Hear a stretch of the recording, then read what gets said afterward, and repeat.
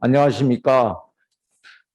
코로나 재난이 장기화되면서 어려운 처지에 있는 노동자들의 힘겨움이 가중되고 있는데요. 특히 최근에 중개 거린 아파트를 비롯해서 문자 해고되는 경비 노동자들의 실태가 알려져서 커다란 사회적 물의를 일으키기도 했습니다. 그래서 오늘 아파트 경비 노동자 고용 안정을 위한 토론회가 진행이 되는데요.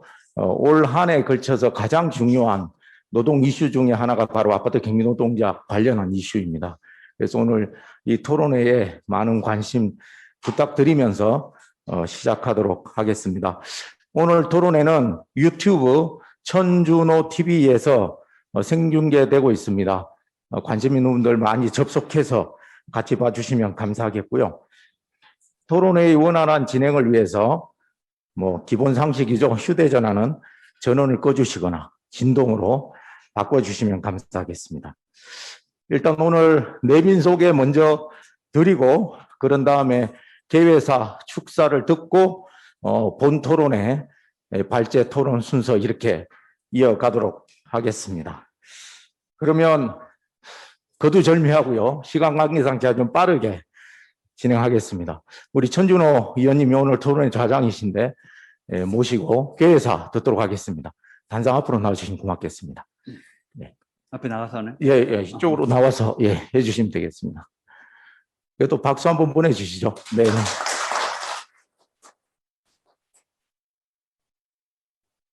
네, 강북갑 국회의원 전준호입니다. 먼저 오늘 그 아파트 경비 노동자 고용 안정을 위한 이 토론회에 함께해 주신 모든 분들께 감사의 말씀을 드리겠습니다. 어려운 시기인데 또 토론에 또 함께해 주신 우리 고민정 의원님께도 감사의 말씀 올리고요. 서울 노동권익센터 이남진 소장님, 그리고 아파트 경비 노동자 공동사업단장 우리 박재철 단장님께도 감사의 말씀 올리겠습니다. 그리고 오래전부터 이 일을 함께 고민해 오셨는데요. 우리 대한주택관리사협회 황보안 부회장님, 그리고 사단법인 전국 아파트 입주자 대표제의 연합회 김원일 부회장님, 그리고 발제를 맡아주신 한국 비정규직 노동센터 남우군 정책연구위원님께도 감사의 말씀을 올리겠습니다. 그리고 네, 우리 민주노총 전국 일반 노동조합 연합회 김용수 상임위원장님도 함께 해주셔서 너무 감사하다는 말씀을 드리겠습니다. 얼마 전 저희 지역에서 그 경비 노동자 최희석 씨 고 1주기 추모 행사가 있었습니다. 그때 많은 지역 주민들이 함께 하셨고 그때 저희가 인사 말씀을 드리면서 지난해 그분의 안타까운 그 선택 이후에 많은 분들이 정말 가슴 아파하셨고 그분의 죽음이 헛되이 되면 안 된다라는 생각으로 또 지역에서 또 전국적으로 그 대안을 마련하기 위해서 많은 노력들을 해오셨습니다. 저도 국회에 들어와서 첫 번째 제가 발의하는 1호 법안으로 경비노동자 보호를 위한 법안들을 준비했고 그것이 국회를 통과하기도 이렇게 하였습니다.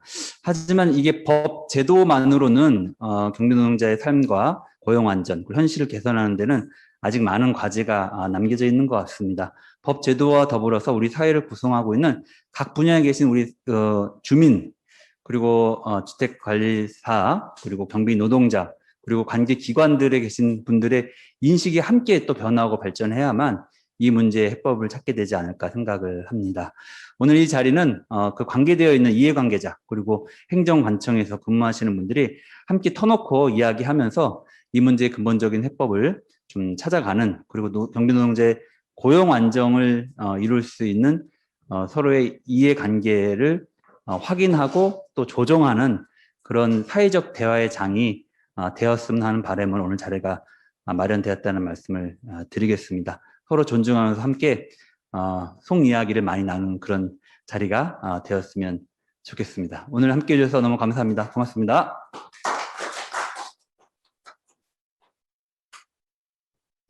네, 오늘 토론회를 주관해 주시고 또 자장까지 맡아주신 천준호 의원님 개회사 감사드립니다. 바로 이어서 바쁘신 가운데 시간 내 참석해 주신 우리 고민정 의원님 모시고 축사 듣도록 하겠습니다. 나와서 하시죠. 예, 박수 부탁드립니다. 네네. 또 같은 의원이신데 예, 나와서 예, 하시는 게 좋을 것 같습니다. 네, 반갑습니다. 고민정입니다. 아파트 경비 노동자들과 관련된 뉴스는 그러니까 누군가의 이야기가 아니라 우리 모두의 이야기란 생각을 참 많이 합니다.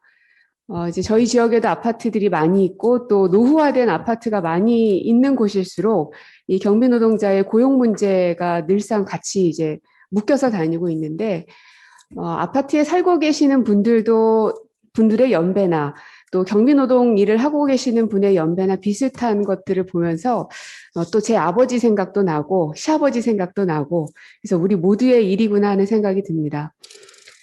지금은 굉장히 좀 격변기에 있는 건 사실입니다. 온 세상이 다 그렇습니다. 이제 4차 산업혁명 시대가 되면서 많은 기술이 발전하고 그러다 보니 일자리 변화들이 생겨날 수밖에 없는데 그 가운데서 어떻게 하면 우리가 상생할 수 있는가에 대한 고민을 우리가 참 많이 해야 될 시기가 지금인 것 같습니다. 그래서 특히나 이제 모든 것들이 로봇과 또 기계로 변화된다 하더라도 또 사람만이 할 수 있는 부분은 분명히 있는 것 같습니다. 그것을 우리가 어떻게 더 확대시킬 수 있을 것인가, 그리고 기술 발전과 더불어서 사람과 사람이 서로 상생할 수 있는 길이 무엇인가 좀 꼭 찾았으면 좋겠고요. 이제 천준호 의원님께서는 국토위에 계시기 때문에 저보다도 훨씬 더 아마 많은 실질적인 일들을 해나가시겠지만, 저도 이제 저희 지역구 안에서 일어나는 일들이 계속 발생하고 있어서, 아마 지역을 갖고 계신 국회의원들이라면 누구나 다 이 고민을 하실 겁니다. 그래서 많이 저도 힘이 되어 드리려고 하니까 앞으로도 여기 계신 분들하고 같이 소통하면서 이 문제를 좀 발전적으로 풀어갈 수 있으면 좋겠습니다. 고맙습니다. 네, 축사해 주신 고민정 의원님 감사드립니다. 예, 그러면 바로 제가 그 발제 및 토론을 맡으신 분들을 짧고 굵게 소개해 드린 다음에 전체 기념사진 촬영하고 본 토론회 진행하도록 하겠습니다. 오늘 발제는 한국비정농센터 남욱은 정책연구위원님이 맡으셨습니다. 예, 참석해 주셨습니다. 예, 힘찬 박수 부탁드립니다. 예, 토론자분들이 좀 많으십니다. 예, 국토부 주택건설공급과 김계영 과장님 참석하셨습니다. 네네. 네, 다음으로 고용노동부 임금근로시간과 장현석 과장님 토론자로 참석하셨습니다.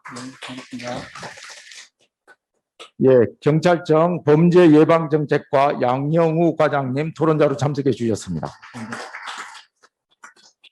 예, 다음으로 우리 이해 당사자 대표에서 오신 분들입니다.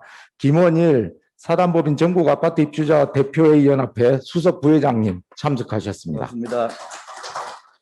네, 대한주택관리사협회 황보환 부회장님 참석하셨습니다. 예, 반갑습니다. 네, 다음으로 그 안산시 비정규직 노동자 지원센터장 맡고 계신 박재철 전국 아파트 경비 노동자 공동사업 단장님 토론자로 참석하셨습니다.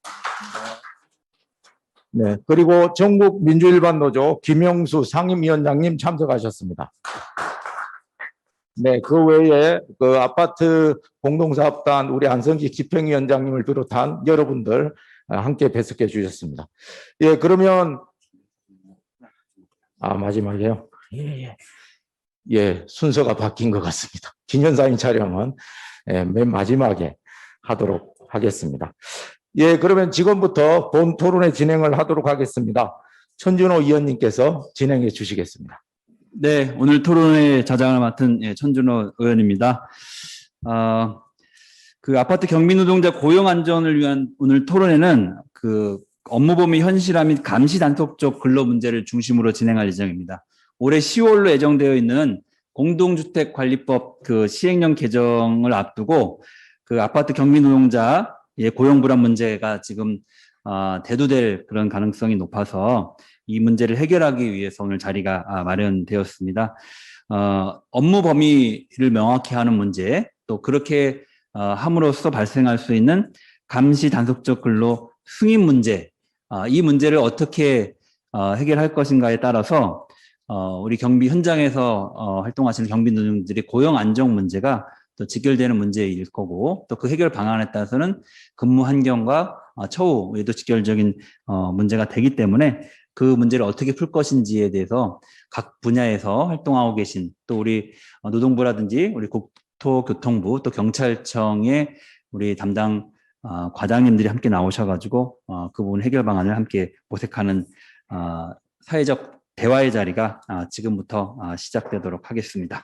자, 먼저 이런 그 문제의식을 가지고 남욱은 한국 비정규직 노동센터 정책연구위원님으로부터 아파트 경비 노동자 제도적 환경 변화와 고용 안정 방안을 들어보도록 하겠습니다. 예. 사실 그동안 뭐 여러 토론회도 있었고 언론 보도도 되기도 했고요. 그래서 쟁점에 대해서는 많이 좀 정리가 됐다고 생각을 합니다. 그래서 저는 아주 그냥 간단하게만 말씀을 드리고 아마 오늘 이해관계자들 그리고 이제 관련 부처의 의견을 좀 더 듣는 게 더 중요하다고 생각이 돼서 저는 짧게만 말씀을 드리겠습니다. 사실 아파트 노동자가 수행해 왔던 업무는 뭐 수십 년째 크게 바뀌지 않았다고 생각이 됩니다. 그동안 현실과 맞지 않았던 법제도가 저는 현실에 점점 맞춰가는 과정에 있다라고 지금 생각을 합니다. 그러니까 제도의 정합성들이 그동안에는 사실은 현실과 좀 어느 정도 괴리가 있었는데 이제는 점점 현실에 맞춰서 가고 있는 거고요. 근데 그렇게 맞춰서 가는 과정에서 우리가 같이 머리를 맞대고 좀 풀어야 되는 몇 가지 이제 과제들이 있는 거죠. 그 중에 하나가 저는 이제 감시상식 근로 문제라고 보고요. 그래서 이건 어느 일방의 이해가 관철되는 방식으로 풀리기는 어렵다고 봅니다. 그렇기 때문에 저는 이해관계자들 간에 의견들이 좀 균형을 갖추는 과정에서 좀 풀려야 된다라고 보고요. 그 발제와 관련해 딱 세 가지 정도만 말씀을 드리겠습니다. 첫 번째는 이제 업무 범위 현실화와 관련된 겁니다. 지금 국토교통부에서 시행령 개정안을 이제 고민을 좀 하고 계시다고 보고요.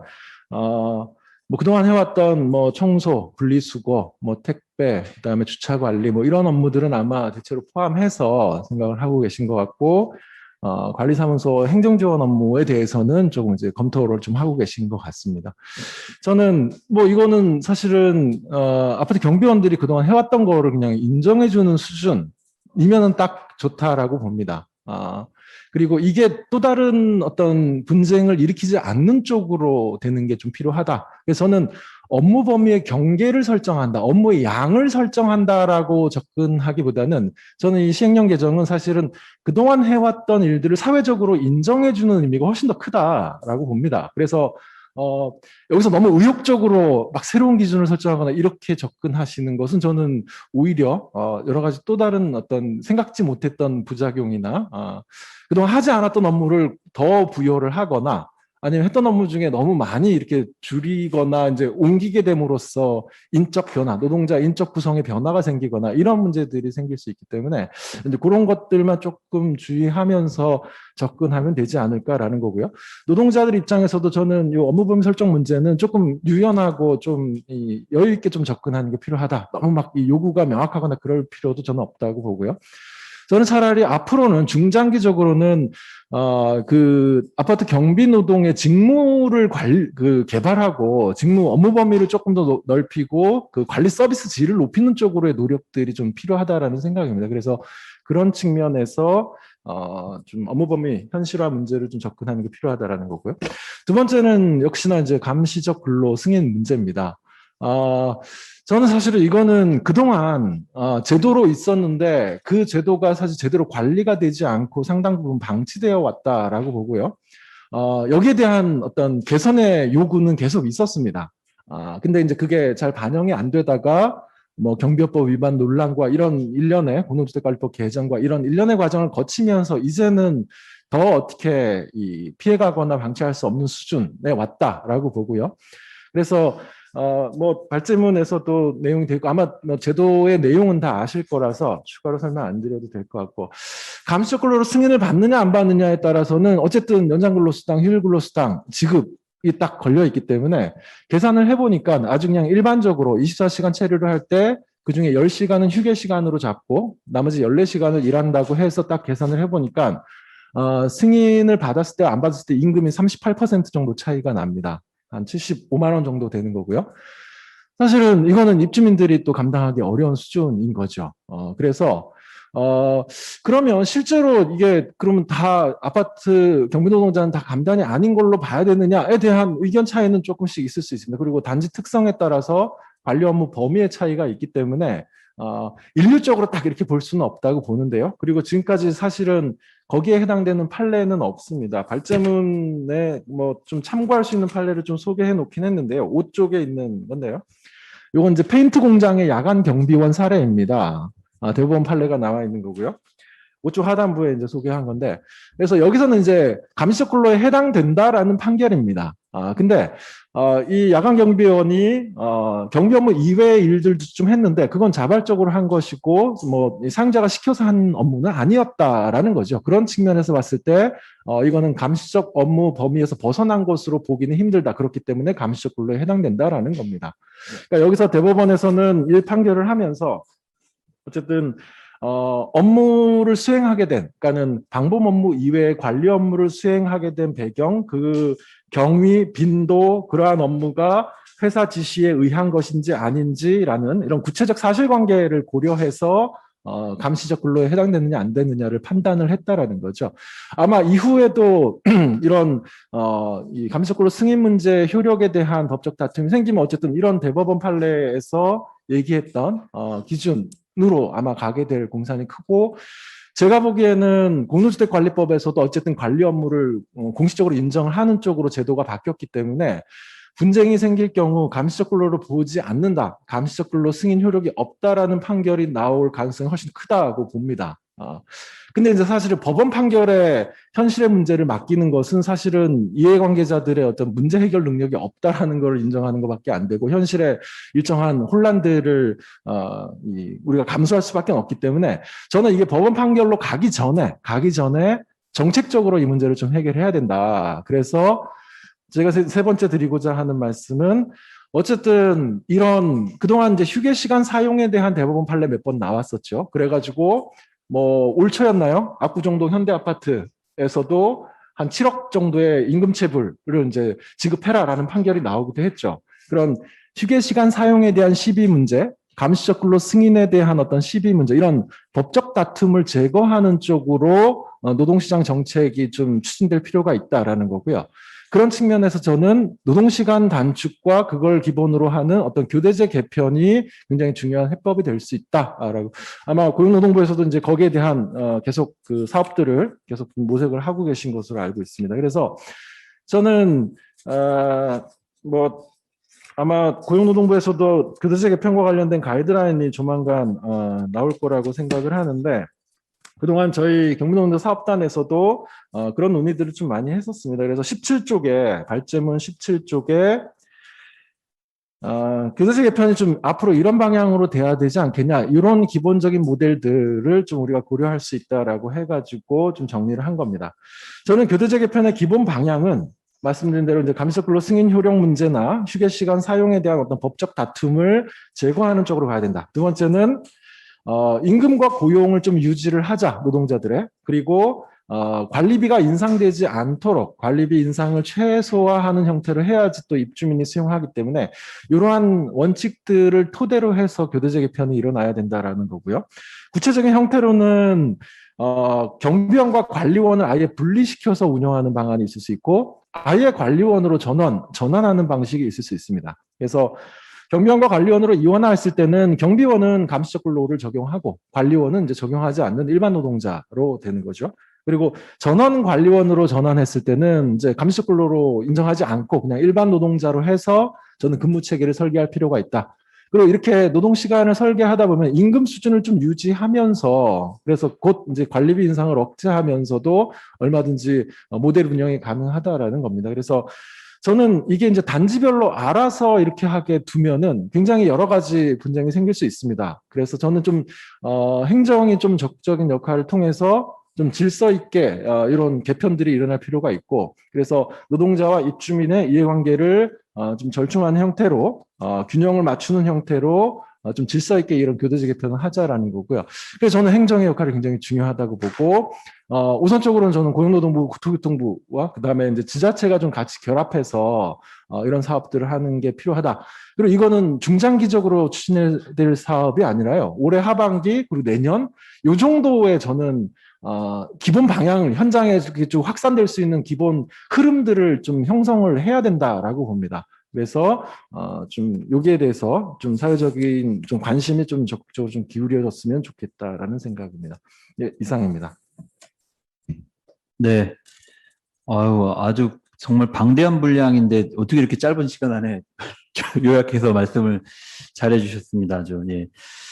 그 아마 처음 보시는 분들이라든지 시청하시는 분들 중에서 이 맥락적인 좀 이해가 안 되실 수도 있을 것 같아서 좀 간단히 좀 설명을 좀 드리면, 현재 그 경비 노동자는 아파트 현장에서 경비 업무 이외에 여러 업무들을 좀 하고 있습니다. 근데 지난해에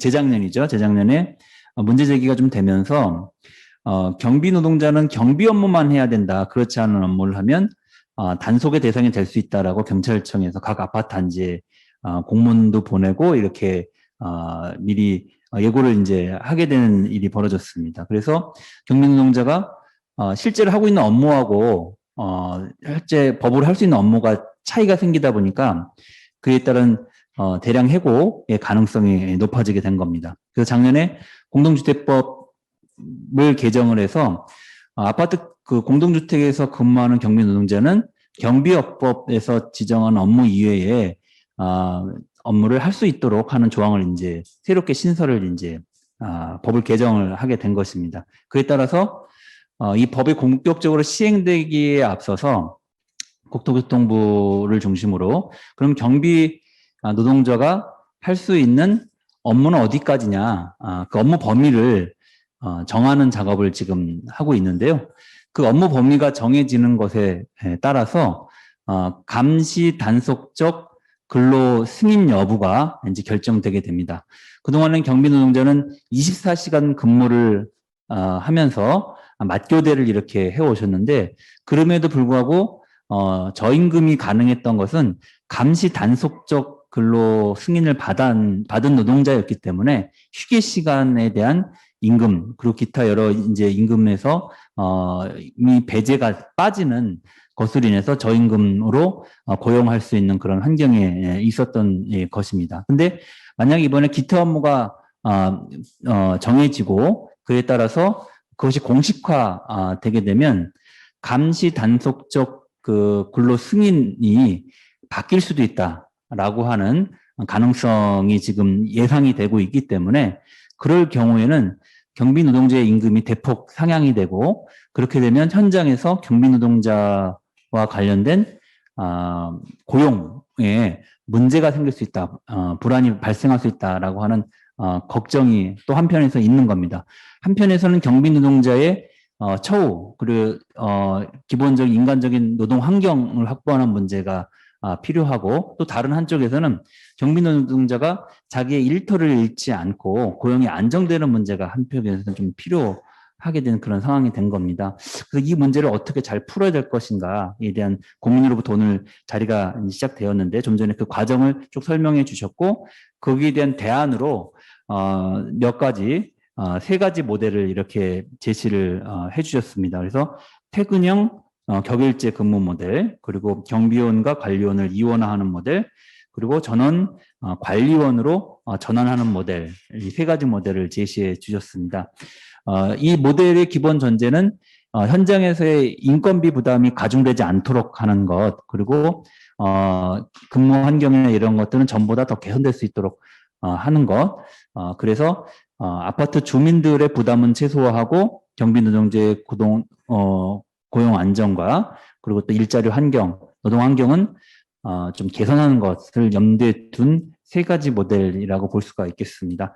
그래서 좀 오늘 논점은 이 업무 범위를 어떻게 할 것인지, 그리고 감시 단속적 근로로 승인하는 판단 기준은 어떻게 할 것인지, 그리고 그것이 반영된 현실화된 모델은 실제 현장에서 어떻게 작동할 것인지, 뭐 이런 부분들 논점으로 해서 각 분야의 토론자들께서 말씀을 해주시면 될 것으로 보입니다. 먼저 우리 정부 측에서 정부도 세 개의 부처가 여기 관련이 되어 있습니다. 국토교통부, 그리고 노동부, 경찰청. 정부 측을 대표해서 먼저 국토부 주택건설공급 김경헌 과장님께서 먼저 토론의 말씀을 해주시겠습니다. 예, 국토부 주택건설공급과장입니다. 지금 예. 그 작년에 이제 7월에 이제 범정부 공동주택 경비원 근로환경 개선 대책이 발표된 바 있습니다. 그 이후 이제 천준호 의원님께서도 이제 발의하셨던 법안이 이제 조속히 국회를 통과했었고, 이후 이제 하위 법령 개정을 통해서 이제 그 공동주택 이제 경비원 등 근로자에 대한 괴롭힘 금지를 위한 뭐 하위 법령 개정 및 이제 관리계약 준칙 개정 등이 이제 완료되었습니다. 그리고 그 말고도 이제 근로자 휴게시설 관련해서 주택건설기준 규정도 개정을 하여 이제 시설을 의무화하도록 한 바 있습니다. 이제 남은 이제 과제 중에 하나가 이제 경비원의 업무 범위 설정입니다.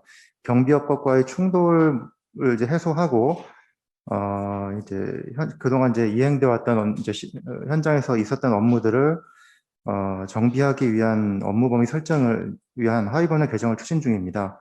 그래서 이미 이제 설명 발제자께서 말씀해 주셨듯이 4대 업무, 그러니까 택배, 주차관리, 분리수거, 청소 이 부분에 대한 것과 기타 일반 이제 관리사무소 행정 업무 지원 등의 이제 업무에 대해서 이제 포괄적인 검토를 실시를 했고, 지자체 및 이제 관련 기관 단체들의 의견 수렴도 실시하였습니다.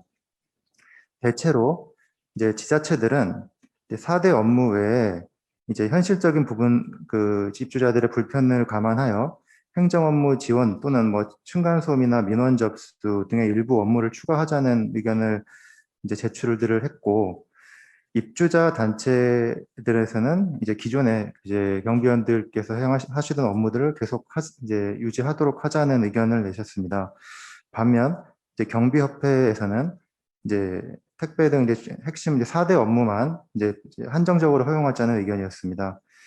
이 제도 개선의 취지는 이제 경비원의 이제 근로 여건을 이제 개선하여 업무 범위를 명확히 하고, 또 이제 과도한 업무 지시 문제 등에 따른 이제 갈등을 이제 제도적으로 최소화하자는 데 있습니다. 그래서 이제 관계부처와 이제 함께 협의를 하고 있었고요.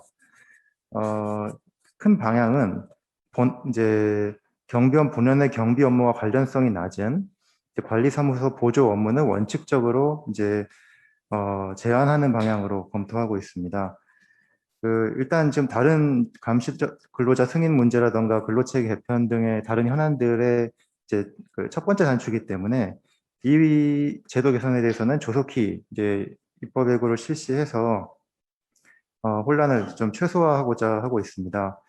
또한 이제 발제문에서 이제 제안해 주셨듯이 시행령에서 가급적 이제 이것이 안 하던 업무까지 하게 된다거나 아니면 너무 엄격하게 운영돼서 부작용이 발생되지 않도록 예시적 개방적으로 운영해서 이제 좀 현장에 자율적 해결 촉진할 필요성이 있다는 부분 지적도 어느 정도 공감을 하고요.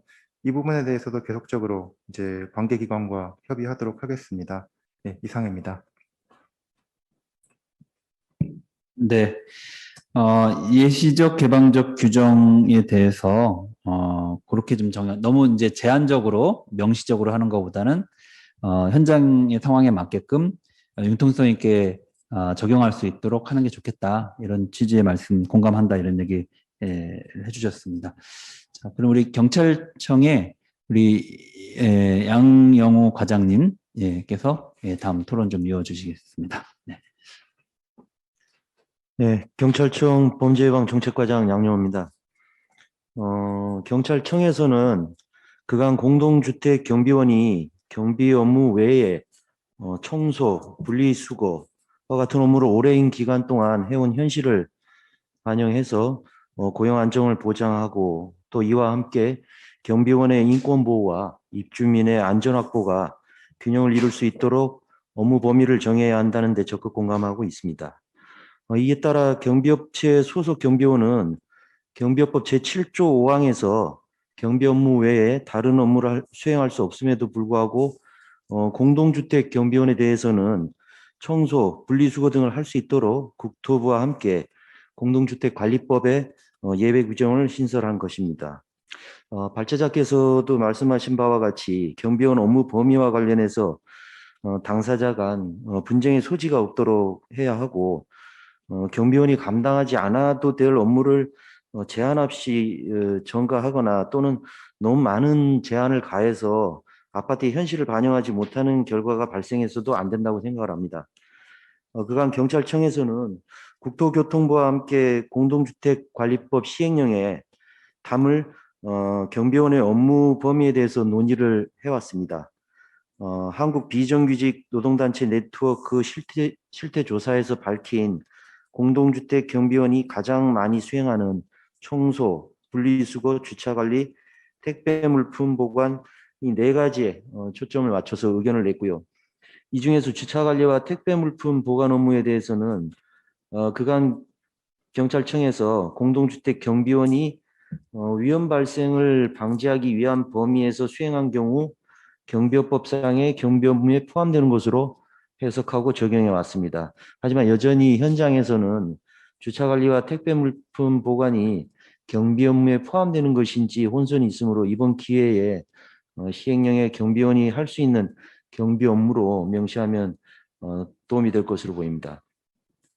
발제문에 언급된 그 현장의 목소리에서 주차 업무 관련해서 주차 대행도 당연히 경비원이 수행해야 하는 업무로 여길 것이라는 내용이 있는데 경찰청에서는 주차관리 업무는 위험 발생을 방지하기 위한 범위 내에서만 가능한 것으로 제한을 두자는 입장이고 그렇다면 주차 대행은 경비원이 해서는 안 되는 업무가 되는 것입니다. 덧붙여 발제문의 공동주택관리법 시행령상 경비원이 할 수 있는 업무를 규정할 때 열거적 제한적 규정이 아닌 예시적 개방적 규정으로 해야 된다는 내용과 관련해서는 예시적 개방적으로 규정을 할 경우에 개별 공동주택의 특성과 여건에 맞게 유연하게 해석을 할 수 있는 반면에 현장에 또 혼선과 함께 또 다른 업무가 또 경비원에게 전가되는 부작용이 발생하지 않을까 좀 우려도 있습니다. 하여튼 시행령의 업무 범위를 규정하는 방식에 대해서는 여러 가지 측면을 고려해서 신중한 검토가 필요하다고 생각을 하고요. 오늘 토론회를 통해서 제기된 다양한 의견을 반영해서 관계 부처와 함께 균형 있는 결론을 도출할 수 있도록 노력을 하겠습니다. 이상입니다. 네, 고맙습니다. 우리 계속해서 전국 아파트 입주자 대표자 연합회 수석 부회장이신 우리 김원일 부회장님께서 관련한 말씀 이어주시겠습니다. 네, 김원일입니다. 우선 저희들 그 공동주택 입주민의 한 사람으로서 작년이죠. 여러 가지 그 경비 노동자에 대한 주민들과 다툼 또 그리고 폭행 뭐 이런 사고를 해서 자살 사건이 일어난 데 대해서도 주민 한 사람으로서 참 안타깝게 생각을 하고 우리가 작년에 우리가 천주름 국회의원께서 경비업법에서 공동주택관리법으로 실질적으로 그 공동주택만큼은 경비 노동자들의 여러 가지 일을 할 수 있도록 법안 발의도 하였습니다. 사실 그 조금 전에 우리 그 경찰청에서 우리 과장님 말씀하셨지만은 아파트 경비는 명칭만 경비지 엄격하게 따지면 그냥 그 단순 근로자입니다. 그래서 이제 명칭을 경비로 하다 보니까 이제 경비업법에 이제 그 적용이 되다 보니까 여러 가지 이제 부작용도 생기고 민원도 생기고 법정 다툼도 생기고 이런 현실이었습니다. 그 2005년도에 이제 그 최저임금법이 통과되면서 여러 가지 이제 아파트 근로자들에 대한 임금이 굉장히 많이 상승을 했고 그래서 사실 그 대다수 지금 공동주택에 그 많은 경비 노동자를 이렇게 근무하시는 분들 그 아파트는 대부분 노후된 아파트고 서민 아파트입니다. 요즘 짓는 아파트는 거의 그 근무가 딱 분리가 되어 있어요. 전부 자동화되어 있고. 근데 과거에는 전부 라인별로 해서 근무자가 근무하고 그러다 보니까 택배 업무, 열쇠 보관 업무, 뭐 또 분리수거 업무, 또 뭐 잔디 깎기 업무, 또 관리사무소에 이제 직원들 그 또 뭐 회람 같은 거라든지 이런 거 공고문 같은 거 붙이는 이런 단순 업무. 사실 아파트는 근무자들이 한정돼가 있습니다. 한 명을 정원해도 주민들이 관리비가 많이 올라가니까 굉장히 그 다툼이 심합니다. 사실 관리비 그 1,000원 올라가면 아무렇지 않다고 생각을 하는데 주민들 다수가 그렇지 않거든요. 그래서 이제 이 문제하고 이제 문제가 불거지다 보니까 이제 감시단속적 근로자, 그 노동법까지 이제 이게 문제가 사실은 생기다 보니까 여러 가지로 해결하기가 굉장히 그 어렵지 않나 그런 우려도 스럽습니다. 작년에 이미 벌써 그 공동주택관리법으로 이번에 그 6월 3일까지 전국의 그 단위 아파트의 관리규약이 다 개정이 되었습니다.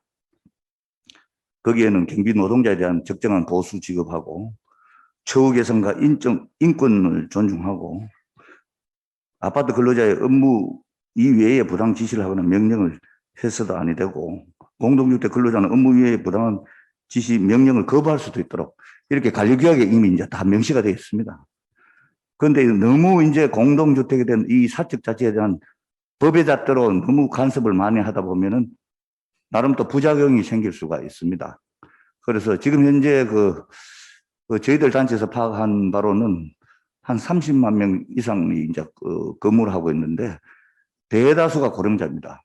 과거에는 경비 근무자들이 60세 이하, 65세 이하인데 요즘은 80세도 근무하시는 분들이 있어요. 그래서 그런 것들을 우리가 조금 이렇게 여유를 갖고 법이라든지 또 법령을 개정할 때에 완화를 시켜줘야 되지. 대부분 이 지금 감시 단속적 근로자, 감시 근로자를 제외시켰을 때 우리 지금 남욱은 그 발제자님 이 오늘 말씀하신 대로 임금비가 거의 39% 정도 올라갑니다. 그럼 결국은 아파트에서는 입주자, 주민대표기관 입주자대표에서는 그 감원을 시킬 수밖에 없습니다. 그 감원시키면은 또 여러 가지 또 이슈로 해가지고 요즘 언론에서도 사회 약자, 경제 약자 이래가지고 사실 입주민들은 이게 노사관계가 아닙니다. 말 그대로 입주민들도 그 주거 공간인데 굉장히 어떻게 보면 좀 매도되는 부분도 굉장히 많은 게 현실입니다. 그래서 지금 현재 국토부에서 지금 시행령을 지금 만들고 있습니다. 저희들 단체에서도 실질적으로 필요한 업무들을 할 수 있는 것들을 우리가 제안한 것도 있습니다. 그래서 국토부에서 조금 전에 과장님 말씀하셨지만은 저희들은 거기 굉장히 동의를 하고 지금 현재 그 노동부라든지 경찰청이라든지 그런 데서 지금 현재 법으로 제한하려고 하는 데 대해서는 조금 더 여유를 갖고 해줬으면 좋겠다 하는 그런 생각입니다. 사실 다 어르신들 아까 우리 고민정 의원님 말씀하셨지만은 부모 같고 가족 같고 다 그렇다고 사실 대다수 아파트 주민들은 그 경비 아저씨들하고 그렇게 하고 있습니다. 명절 때는 선물도 드리고 뭐 조그마한 봉투도 드리고 이렇게 하는데 이게 일부 사람들 때문에 이렇게 문제가 생겼고 특히 아파트에는 지금 과거 지은 아파트들은 지금 주차 문제가 심각합니다. 과거에 지은 아파트들은 대당 한 대도 겨우 될 수 있는데 2대, 3대씩 갖고 있다 보니까 주차 문제가 생기고 이러다 보니까 이런 문제가 생겼는데 이런 것을 무조건 법으로 제한할 게 아니고 뭔가 여유를 갖고 또 그 사람은 그 사람들대로 지원할 수 있는 방향. 저는 아까 우리 남욱은 우리 위원님 제안하셨듯이 과거에는 24시간 해서 야간에는 주무셨거든요. 굉장히 열악한 휴게 공간에서 주무시고 했는데 이제는 뭐 1인 2교대라든지 이런 것도 한번 이제 방법을 바꾸는 거. 또 사실 야간에는 요즘은 전부 다 CC 카메라나 이런 방범 시스템이 잘 되어 있습니다. 그렇기 때문에 야간에는 그 한정적인 인원만 놔두고 거의 출퇴근하는 형식으로 해서 그분들도 조금 이렇게 생활을 영위할 수 있도록 그렇게 제안을 바랍니다. 이상입니다. 네. 아무래도 우리 김원일 그 수석부회장님께서는 현장에서 주민들하고 이런 문제를 많이 또 의논도 하시고 또 활동도 하고 계시기 때문에 이게 어떤 법적인 당위성 그리고 사회적인 명분뿐만이 아니라 또 주민의 입장에서 주민들이 감당할 수 있는 범위가 어디까지인가를 많이 고민하실 것 같습니다. 그런 면에서 우리 남우근 위원께서 좀 제안하셨던 3가지 모델에 대해서 조금 좀 구체적으로 얘기를 좀 한번 해주시면 어떨까 싶습니다. 예. 지금 현재 24시간, 근데 이제 요즘은 또 이거 2교대 하는, 아파트도 많습니다. 2교대 하는 아파트도 많고, 또 야간에는 퇴근을 시키고, 한정적인 인원만 경비를 순찰을 하도록 이렇게 하고 있습니다. 그렇기 때문에, 2교대라든지 아니면은 출퇴근제를 해가지고, 이렇게 하는 방법하고, 2번째는 지금 현재 우리 감시 근로자에 대한 연령 제한이 있는지 없는지 모르겠습니다만은 실질적으로 대다수 지금 아파트에 근무하는 경비 노동자들은 연세가 다 고령입니다. 그분들이 만약에 아파트 근무를 못하면은 사실상 크게 할 게 없어요. 근데 우리가 서로 상생하는 차원에서 주민들을 또 그분들을 또 포용을 하고 지금 같은 임금을 갑자기 이렇게 많이 올리고 하면은 결국은 아파트에서는 주민들이 적은 인원에 또 요즘 젊은 사람들 쓰려고 하지 굳이 나이 많은 사람들 쓰려고 안 합니다. 그래서 그런 것들을 좀 감안해서 법령 개정 때 좀 참조해 주십사 하는 그런 얘기입니다. 네. 네, 알겠습니다. 우리 계속해서 우리 대한주택관리사협회 우리 황보안 부회장님께서 말씀 주시겠습니다. 네. 예, 대한주택사협회 황반입니다. 예, 국민지구의 75%가 공동주택이죠. 그 공동주택과 거의 종사하는 경비원을 포함한 근로자들이 정말 이 복잡한 문제고 이해관계가 굉장히 많습니다. 거의 국민의 75%가 이해관계가 있다고 생각을 하면은 이 간단치 않은 그런 문제인데요. 작년에 공동주택관리법 제65조 2에 경비원 근로자의 업무에 관한 규정을 신설하면서 경비법 7조 제5항을 제외하는 것으로 해서 경비 업무 외의 업무를 시행령에 유보하는 것으로 그렇게 했습니다. 근데 그 입법 취지를 제가 이래 생각을 해보면은 이렇게 정했을 때는 아파트의 입주자들 어떤 부담이나 이런 또 경비원들 일에 대한 이런 부분들에 대해서 좀 업무 범위를 좀 유연하게 하라는 취지가 좀 저는 있지 않나 그렇게 생각을 합니다. 그래서 경비원의 업무 범위를 이렇게 보면은 지금까지 보면은 여러 가지 업무를 이미 아마 해왔습니다. 아저씨들이. 그래서 관리 비용 때문에 인원이 과다하게 축소가 되면은 또 안에서 또 다른 문제가 또 일어날 수 있기 때문에 그거를 조금 유연하게 저는 좀 할 필요 있다 생각하고 현실적으로 고유 업무인 방범 안전에 관한 그런 업무들은 사실은 3분의 1 정도밖에 안 되죠. 그 다음에 나머지 주차나 택배 지금 재활용이라든지 주변 행정 그 다음에 요번에 또 이 시대가 발전하고 새로운 아파트가 많이 늘어나면은 다른 또 외의 시설들이 많이 늘어납니다. 그래서 여기 보면은 주 업무보다는 보조 업무들이 굉장히 늘어나기 때문에 이런 것을 좀 타이트하게 정할 경우에는 주민들의 또 다른 문제가 또 될 것 같습니다. 그래서 이것을 만약에 시행령에 담는다 그러면은 어떤 한정적으로 하는 것보다는 예시적으로 하는 것이 인력 감축 방지나 그다음에 업무 과중에 명분을 줄 수 있지 않나 그렇게 생각을 해봅니다. 그다음에 감시 단속직 근로자의 승인 문제는 이게 뭐 쭉 지금까지 해왔습니다만은 24시간 격일제 근무라든지 그다음에 장시간 그 노동을 하면서 그 과로사 문제가 많이 생기죠. 그다음에 기타 관리 업무 증가가 문제되는데 승인을 강화를 해버릴 경우에는 역시 관리비가 상승하면 입주민의 이제 부담이 더 되면 고용 불안도 되지만은 그러면 노인들이 오히려 일자리가 줄어들고 그 노인들보다 더 젊은 분들이 아파트로 들어오는 그런 어떤 이상한 구조가 되어버릴 것 같아요. 그래서 오히려 그런 부분도 한번 좀 고민해봐야 되겠다 싶습니다.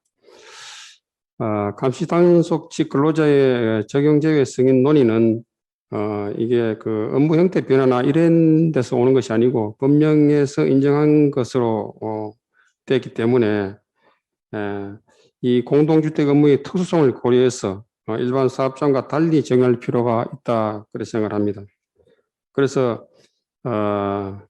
개준 요건을 판단하는데 좀 더 현장에 맞는 가이드라인을 정해서 그 안을 가지고 계도를 하는 게 더 합당치 않나 그렇게 생각을 하고요. 그다음에 또 하나 추가로 좀 말씀을 드리면 공동주택 관리 기구의 적정 인원 및 업무 범위에 관한 그 관리 조직과 편제에 관한 부분이 입법화된다면은 이런 분쟁을 막는데 좀 더 필요하지 않겠나 싶은 생각이 듭니다. 뭐냐면 현재 우리 공동주택의 부대 복리 시설에 관한 관리의 부분에서 인력은 상당히 감축이 자꾸 됩니다. 처음에 입주를 할 때는 적정 그 인원이 좀 들어왔다가 그 시간이 지날수록 자꾸 사람들이 줄어듭니다. 그래서 한 10년 되면은 거의 뭐 3분의 1 정도, 처음에 한 15명 정도 들어왔다면은 10년쯤 되면 한 뭐 5명 정도 남는 이런 구조가 되어버리거든요. 그러면은 이제 인력은 감축이 되고 책임 늘어나는 이런 구조가 됩니다. 그래서 우리 이제 공동주택관리법 시행령에는 시설물에 관한 부분에서 행위신고나 행위허가 기준을 정하고 있습니다. 그래서 이 기준처럼 우리 관리조직 편제에 관한 부분도 이거를 그 적정 이런 부분을 조금 담을 수 있다면은 이런 분란을 좀 줄지 않겠나 이런 생각을 합니다. 예, 이사입니다. 네. 감단직 승인 대상에 대한 좀 유연한 적용이 필요하다라는 취지이신 거죠? 예, 말씀 주셨고 거기에 좀 더해서 공동주택의 적정 인력, 업무, 편제 뭐 이런 것들을 좀 입법화해서 분쟁을 좀 최소화하자 이런 취지의 말씀이신데 그렇게 되면 이게 인력은 좀 늘어나게 되는 결과적으로 이렇게 됩니까? 어떻게 됩니까? 그렇죠. 지금 뭐 그게 일률적으로 말하기는 좀 어렵지만은 공동주택 그 최소 150세대부터 뭐 많은 데는 뭐 5천 세대 가까이 되는 데도 있기 때문에 다양한 그 저게 인원이 있는데 작은 세대는 심지어 보면은 그 관리 주체 즉 뭐 소장 한 사람 그다음에 뭐 경비원 한 사람 이렇게 근무하는 데도 있고 그다음에 큰 데는 뭐 또 소장도 있고 뭐 관리 직원 경비도 뭐 이렇게 있는데 그러니까 작게 그렇게 처음에 원래 적정 인원과 다르게 시간이 지나면서 자꾸 줄어들어 버리니까 그 비용만 자꾸 그걸 그 주민들은 비용이 물론 뭐 상당히 그 신경을 써야 되는 부분이지만 그걸 해버리니까 시설이라든지 그다음에 다른 어떤 많은 그 아파트에 일어난 이런 부분들이 실제 주민들이 그 제대로 된 그 어떤 보장을 못 받는 이런 일이 사실은 좀 되어버리죠. 그래서 이걸 감단직을 그 강화를 하지 않고 차라리 이런 부분을 조금 더 인원을 그 어떤 제도적으로 좀 더 입법화를 해서 한다면은 더 좋지 않겠나 그런 생각을 합니다. 네, 알겠습니다.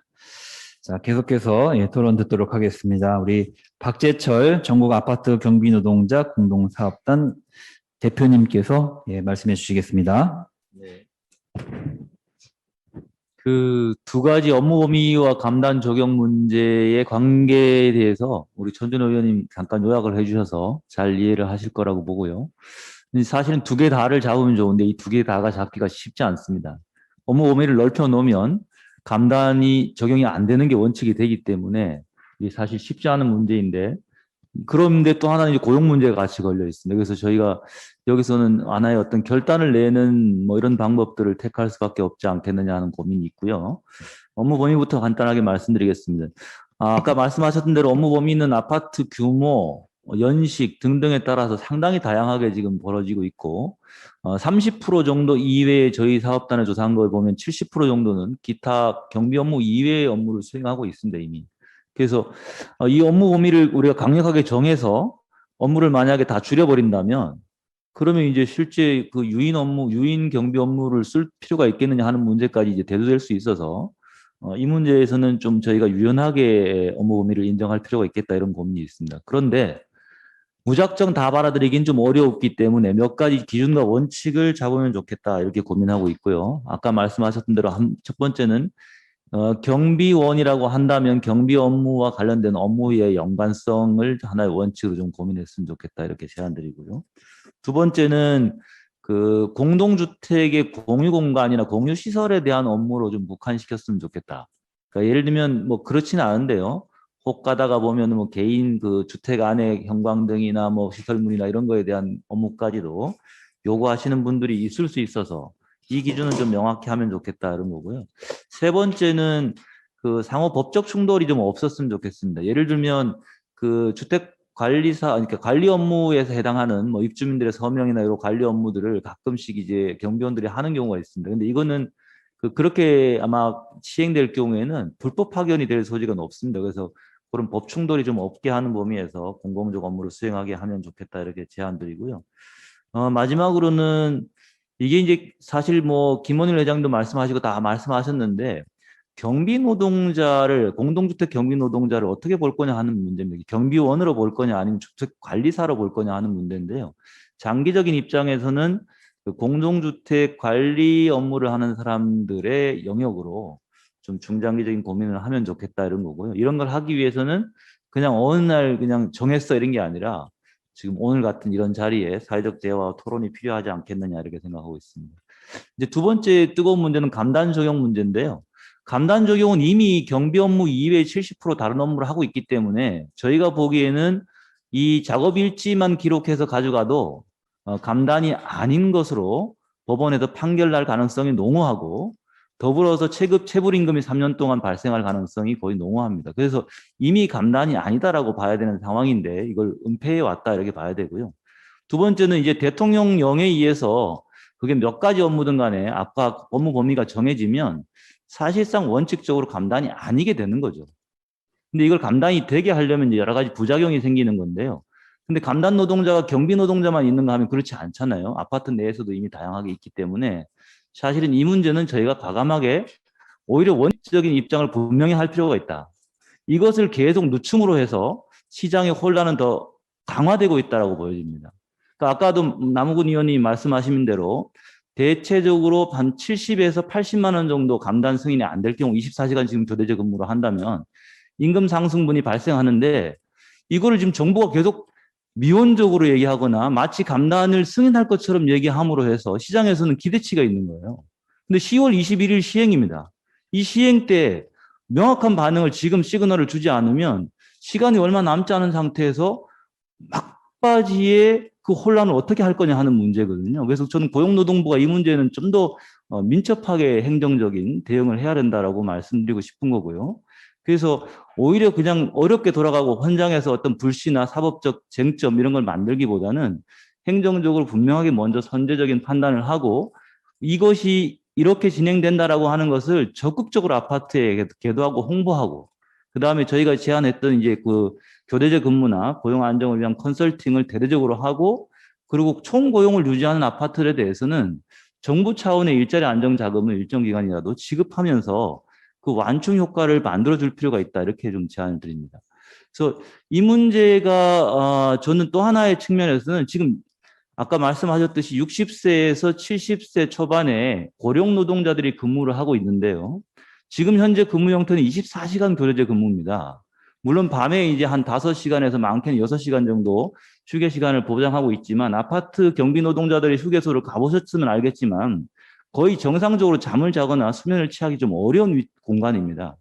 이 공간에서 24시간이라는 전근대적인 방식의 교대제 근무를 일을 하고 있다 보니까 연간 수십 명의 과로사가 발생하는 거예요.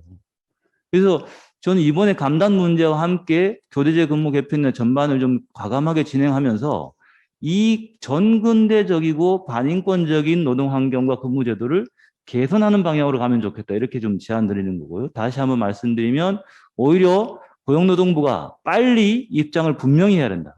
그리고 그 기초에 따라서 시장이 준비할 수 있도록 하고 정부는 그것을 지원하는 것이 바람직하다. 이렇게 좀 제안 드리고 싶습니다. 이상입니다.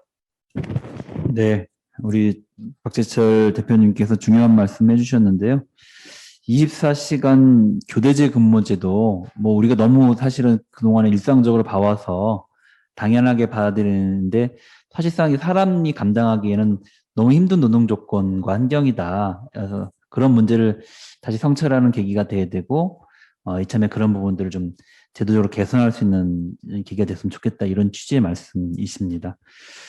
근데 또 다른 한편에서 우리 앞에 좀 전에 김원일 회장님이나 황보안 부회장님 말씀하셨던 것처럼 그랬을 때 그것에 대한 감당을 입주자들이 하게 됐을 때 입주자들이 그 비용에 대한 증가에 대한 방어적 조치로 고용 불안이 되면 어떻게 하느냐에 대한 걱정도 또 한편 있는 게 현실입니다. 그래서 그거를 어떻게 저희가 이 절충점을 잘 마련할 거냐가 사실은 오늘 우리 토론의 핵심적인 과제이기도 한데요. 그러면서 우리 대표님께서 추가로 또 주셨던 말씀에는 정부가 이 부분에 대한 방침을 정확하게 정하고 거기서 나설 수 있는 문제에 대해서 주민들에게 설명하고 컨설팅하고 필요하다면 인센티브를 좀 제공하는 방안까지 검토해서 현장의 충격을 좀 완화하고 잘 이렇게 고용을 유지하는 데는 여러 가지 혜택도 주면서 경비노동제 노동 환경도 개선하는 그런 좀 대안을 좀 만들어 보자 뭐 이런 제안을 해주신 것으로 일단 이해했습니다.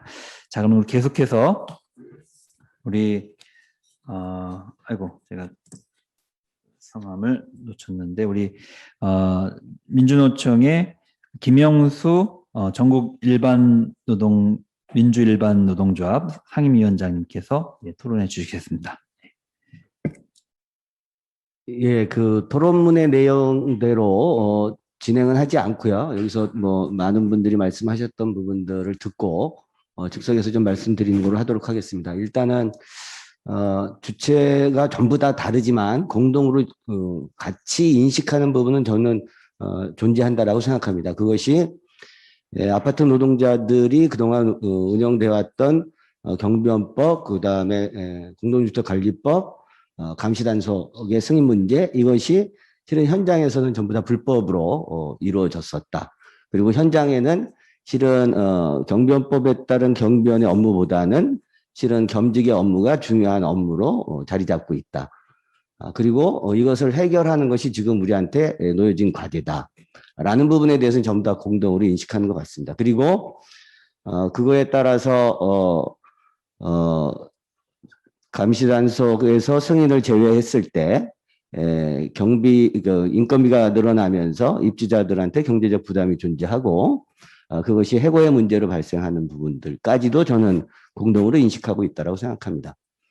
그런데 이것을 풀어가는 해법과 관련해서는 둘로 좀 나눠져 있다고 생각합니다. 그것이 첫 번째는 감시단속 승인 부분과 관련해서 업무 범위를 일정적으로 제한하면서 승인을 유지하는 방식의 해법을 제시하는 것과 감시단속 승인 제도와 관련한 부분을 명확하게 제외를 하고 거기에 따른 문제점과 관련한 것을 해법을 좀 찾아나가는 방식, 이게 두 가지 방식이 존재한다고 생각합니다. 그래서 먼저 첫 번째 문제와 관련해서 좀 말씀을 좀 드리면요. 그 업무 범위를 일정 정도 제한하면서 감시단속 승인을 유지한다라고 했을 때 그럼 현장에서는 어떤 일이 벌어질까라는 겁니다.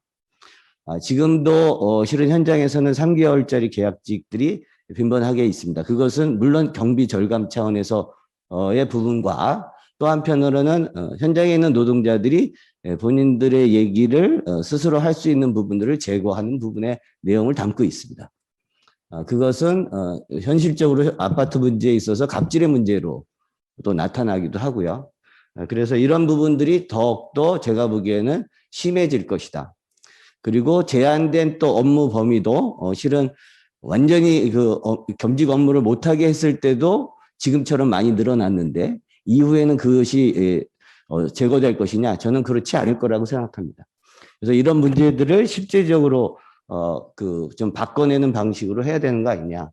그리고 또 한편으로는 근로기준법에 정하고 있는 아무튼 감시단속 승인 문제와 관련해서 근로기준법 골간 체계를 완전히 다 무력화시키는 형태로 변질될 수 있다라는 생각이 듭니다. 그래서 이 부분은 명확하게 좀 입장 정리를 하는 것이 굉장히 중요하다고 생각합니다. 그러면 감시단속 승인 문제와 관련해서 겸직 시에는 제외하는 부분을 명확하게 했을 때 발생하는 문제와 관련해서는 입주자들에게 부담되는 부분이 되도록 하는 부분은 실은 올바른 방향이 아니다라는 것에 대해서는 저희도 동감을 하고 있습니다. 그래서 그 경비를 입주민들한테 부담시키지 않는 방향의 하나가 저는 근무체계 변경이라고 생각합니다. 근로시간을 좀 단축해서 실질적으로 고령 노동자들이 일할 수 있는 조건을 만드는 것이 굉장히 중요하다라고 생각하고 있습니다. 그러면 이 부분과 관련한 부분들을 실은 어떻게 만들어낼 것이냐는 아까 좀 전에 얘기했던 말씀하셨던 우리 김재철 위원님이 말씀하셨던 것처럼 실은 고용노동부가 입장을 빨리 명확하게 발표할 필요가 있다라고 생각합니다. 그리고 두 번째 부분은 실은 단순한 입장 발표가 아니라 실질적 대안을 현장에서 만들어내는 것이 더욱더 중요하다라고 생각합니다. 그러면 실질적 대안을 만들기 위해서는 실은 근무체계 변경과 관련해서는 아파트 단지별로 전부 다 다르기 때문에 다른 부분들에 대한 컨설팅 작업이 빨리 들어가야 되고 그리고 그 단순한 컨설팅으로 끝나는 것이 아니라 그 지역에 있는 아파트 공동체의 주체들 간에 사회적 협약을 맺는 부분들이 굉장히 중요하다고 생각합니다. 경비 노동자 주체와 그다음에 공동주택 관리사, 그다음에 입주민, 그다음에 각 기관에 있는 구청, 그다음에 뭐 고용노동부, 또 지역에 있는 시민사회단체 다 같이 모여서 사회적 협약을 통해서 실은 고용이 보장되도록 하고 근무체계 변경되는 부분에 대한 내용을 담고 그다음에 3개월짜리 쪼개기 근로계약하지 않고 실질적으로 그 갑질의 문제가 예방할 수 있는 부분을 사회적 협약으로 담아내는 것이 굉장히 중요하다고 생각합니다. 그것에 실은 사회적 협약은 저는 커다랗게 한 세 가지 틀로 이루어져야 된다고 생각하는데 첫 번째는 중앙 차원에서 이루어지는 사회적 협약이 좀 필요하고요. 그다음에 광역 단위에서 이루어지는 부분이 필요하고 구체적으로는 가장 중요한 부분은 실은 지자체 그다음에 단지별까지 사회적 협약이 이루어지도록 하는 것이 굉장히 중요하다고 생각합니다. 네, 이상 마치겠습니다. 네. 점점 우리 마지막 토론자인 우리 노동부의 장현석 과장님의 발언에 대한 관심이 모아지고 있습니다. 네. 그래서 일부러 제가 마지막으로 발언 기회를 드리려고 했고요. 결국에는 감시 단속적 근로에 대한 승인 문제를 어떻게 볼 것인가에 따라서 사실 많은 부분이 좀 이렇게 영향을 받지 않을 수 없는 상황입니다. 그래서 고심이 크실 것 같은데요. 네, 토론해 주십시오. 네. 예, 고용노동부 임금근로시간 과장 장현석입니다. 오늘 그 토론회 열어주신 천준우 의원님 감사드리고요. 저희가 정책적으로 고민 많은데 이런 자리를 통해서 저희가 여러 가지 의견도 듣고 또 참고할 수 있는 것들을 제가 얻을 수 있을 것 같습니다. 그리고 발제를 해주신 그 남우근 연구위원님께도 그 남우근 연구위원님 발제하신 내용들을 보면은 제가 이렇게 고민했던 내용들이 그대로 다 담겨 있더라고요. 그래서 저도 이제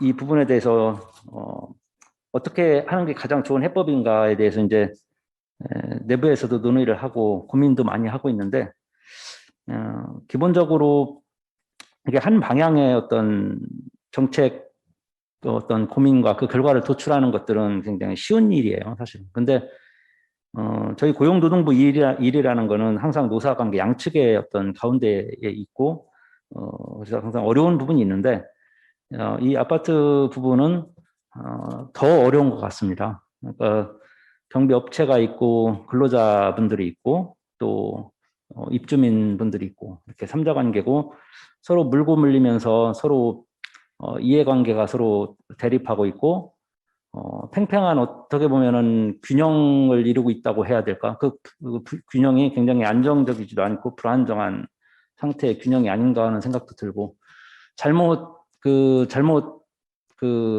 충격을 주면은 굉장히 파급이 크게 일어날 수도 있겠다라는 생각이 들어서 굉장히 고민이 많습니다, 솔직히. 그리고 지금 토론해 주신 분들 서로 의견 막 주셨는데 다 충분히 이해하라고 공감을 합니다. 근데 이 문제에서 서로 자기가 조금 더 얻기 위해서 노력하다 보면은 잘못하면은 다 승자가 아무도 없게 되는 결과가 나올 수도 있을 거라는 생각이 들어요. 그래서 조금씩 양보하고 어떻게 이걸 해결 방안을 모색할 거냐를 놓고 서로 타협하려고 하고 결국은 내가 많은 것을 얻는 게 내가 얻은 게 아닐 수가 있습니다. 내가 많이 얻은 게 나중에 그만큼 잃는 거가 될 수가 있어요. 그래서 그런 부분들을 좀 고민하면서 하면 좋겠다 그런 생각이 듭니다. 그리고 그래서 이제 저희가 지난 2월 달에 감시단속적 근로자 승인제도 개선 방안이라는 대책을 한번 발표를 했는데 그 제도 거기 대책 발표한 걸 보면은 어떻게 보면 조금 실망스럽다라고 생각할 수도 있을 것 같습니다. 왜냐하면은 원하는 내용이 이렇게 많이 담겨 있질 않습니다. 그 이유가 뭐냐면은 굉장히 조심스럽고 조금씩 접근을 할 수밖에 없는 곳이기 때문에 그렇습니다. 속 시원하게 세게 뭔가를 담으면은 그 다음에 그 충격이 바로 올 수가 있기 때문에 저희도 이 정도까지는 괜찮은지 가늠하면서 내용을 좀 담았었고요. 거기 간단하게 뭐 승인 유효 기간을 설정한다 이렇게 해서 그동안 승인 유효 기간 없이 운영하던 것들 사실 행정적으로 상당히 어떻게 저렇게 승인 유효 기간도 없이 운영할 수 있느냐라고 당연히 얘기할 수 있습니다. 그래서 당연히 승인 유효 기간을 설정을 해야 되는데 이 승인 유효 기간을 설정을 하면 3년마다 다시 재승인을 받고 거기 승인 요건들은 계속 강화가 되고 있어요. 이번에 저희가 대책에 따라서 승인 요건 다시 또 강화될 텐데 그때 이제 결국은 다시 재승인에 대한 어떤 부담들이 고스란히 또 그 아파트 쪽에 또 전달이 될 것 같습니다. 그러니까 이런 것들이 이제 부작용이 없도록 해야 된다라는 거고요. 저는 그 과정에서 양쪽의 어떤 입장들, 그러니까 근로조건을 개선하고 처우를 개선하는 문제들, 그 다음에 그렇게 하다 보면은 결국 아파트 쪽에 부담이 높아지다 보니까 감원으로 이어져 가지고 고용이 불안해지는 또 문제들. 그래서 그러지 말고 고용을 보호하자라는 관점. 이 부분에서 뭐가 우선이냐라고 보면은 글쎄 여기 관점은 좀 다를 수가 있는데 저는 우선은 고용을 보호해야 된다라고 생각을 해요. 그리고 나서 고용이 불안하지 않은 전제에서 최대한 처우를 개선하고 근로조건도 좀 높일 수 있도록 최대한 노력하는 그렇게 하는 게 가장 낫지 않을까. 아무리 이 처우를 개선하고 해놨는데 다 감안돼 버리면 무슨 소용이 있겠냐라는 겁니다. 그런 부분이고 이제 겸직 판단이나 뭐 근무체계 개편 그리고 저희가 그 2월 달에 발표한 4가지 주제가 있었는데 그 관리 체계를 조금 그러니까 감단 승인제도 관리 체계를 좀 손을 보겠다라는 거 체계화 시키겠다라는 내용이 있었고 그다음에 근로자분들을 좀 보호하기 위해서 휴게 시설이나 어떤 휴게 시설의 기준도 마련하고 제대로 휴게를 좀 누릴 수 있도록 한다든지 이런 부분에서 이제 근로조건을 좀 개선하는 내용 그리고 겸직 판단 가이드라인이나 근무체계 개편 모델을 좀 제시하겠다 이런 내용들이 있었는데 겸직 판단 가이드라인이 지금 빨리 시장에 어떤 입장을 내놔야 된다라고 했고 그 부분에서 이미 70%가 이제 다른 업무를 수행하고 있기 때문에 감단 승인 요건을 이미 벗어났다 이런 말씀도 주시고 하는데 제가 한번 사실 반대로 묻고 싶어요. 그러면은 감단 승인 안 내주는 쪽으로 이렇게 가이드라인을 만들어 드릴까요? 라고 묻고 싶어요. 그거 좋다고 하진 않을 겁니다. 분명히. 그러면 다시 또 원점으로 돌아가거든요. 그러니까 솔직하게 얘기를 해야 돼요. 그러니까 이게 정말 어려운 문제 같아요. 결국은 감시 업무 이외에 다른 업무를 수행할 때 그분의 심신의 피로도가 높아지고, 감시 업무 승인 받으면은 근로기준법상의 근로시간이나 휴식에 대한 그 규정을 적용받지 않기 때문에 제대로 이제 그 어떤 건강상의 어떤 보호를 못 받게 되는데, 문제는 그건 이제 감시 업무가 조금 그 강도가 낮다라고 보고서 그런 규정이 만들어져 있는데, 다른 업무를 수행하게 되면은 심신의 피로가 점점 높아질 거고, 그게 어느 정도 이상 높아지면은 이제 다시 근로시간이나 휴일에 관한 규정을 적용시켜서 그분을 보호해야 되는 그런 지점에 이르게 되느냐, 그 지점이 어디냐라는 거거든요. 그게 이제 겸직 판단 어느 지점이 도달하면은 이분을 이제 더 이상 감단 승인을 내주지 않고 근로시간이나 휴일 규정을 적용시켜 드려야 될 정도가 되느냐, 아니면은 그 이하에서는 아직은 그래도 감단 승인을 내드리고 그렇게 휴일 적용을 안 시켜도 될 거냐 하는 그 부분인데, 결코 쉽지를 않은 것 같고요. 이 부분은 저희가 지금 초안을 만들어서 전문가들 의견도 좀 듣고 그랬는데, 어떤 전문가분들은 또 사실은 이거는 국토부에서 이제 그 다른 업무의 범위가 정해져야지, 사실은 그 범위에 맞춰서 저희도 다른 업무를 얼마큼 할 때 겸직 그 판단을 내줄 거냐 말 거냐에 대한 게 나오기 때문에 조금은 그에 맞물려 있는 부분이 있습니다. 근데 전문가들 의견은 국토부에서 시행령 나와서 시행을 하고, 그리고 상황들을 보면서 후에 만드는 것도 방법이다라는 얘기도 하더라고요. 사전에 성급하게 던지면은 굉장히 이게 오히려 혼란을 줄 수 있고 충격을 줄 수 있다라는 얘기도 해요. 제가 그렇게 하겠다라는 뜻은 아닌데 그런 의견도 있다라는 겁니다. 그래서 겸직 판단 부분은 저희도 고민을 하고 있고, 국토부에 이제 그 업무 범위 정해지는 거하고 같이 맞물려서 해야 된다라는 그런 말씀을 드리고요.